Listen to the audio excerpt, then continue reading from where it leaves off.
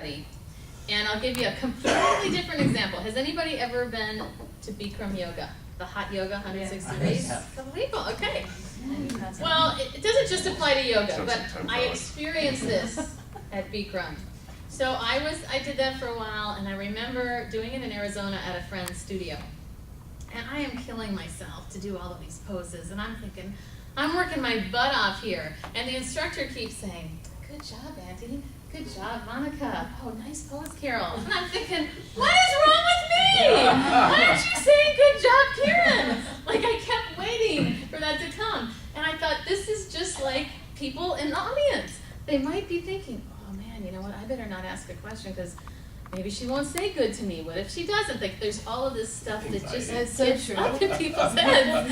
It's so ridiculous, but it's happening, and we've got to recognize that and just don't say it. There's other ways to affirm your listeners, which is by looking people in the eye, answering the question, getting to the point, and moving on.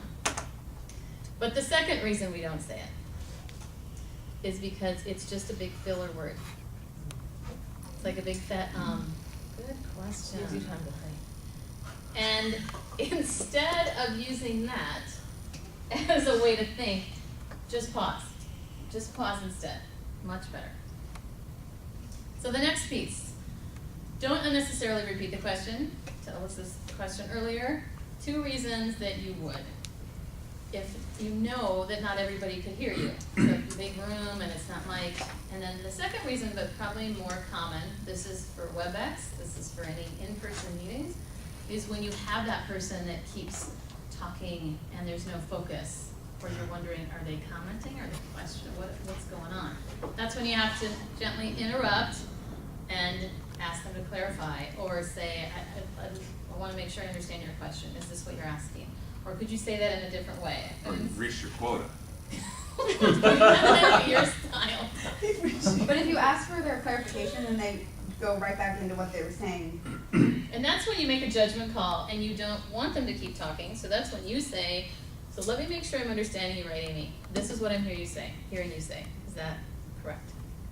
So something like that. Again, I'm just throwing out an example. I just feel the open-ended question is like, It's like yes, and I blah blah blah blah Yes, blah blah blah but blah I blah wanna blah. add this Then you point. get to the point where it's Then like, that's where you really control it. So you got to decide how much control is necessary for the situation.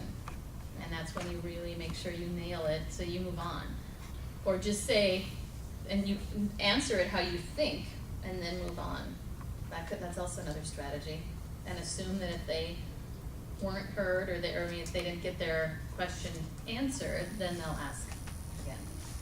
And that's when you say, let's talk about this offline, because we don't have any more time for you. Anyway, okay, so let's move to the next. Don't argue with your audience. I love that we still have to actually put this in the binder. I mean, it's like, I have seen the nicest people become defensive and argumentative when they get in a topic that might be a heated situation or something where they're a little bit uncomfortable. So know what your triggers are. Very, very key. Know that in advance. And then the last one there, don't change from your original presentation style.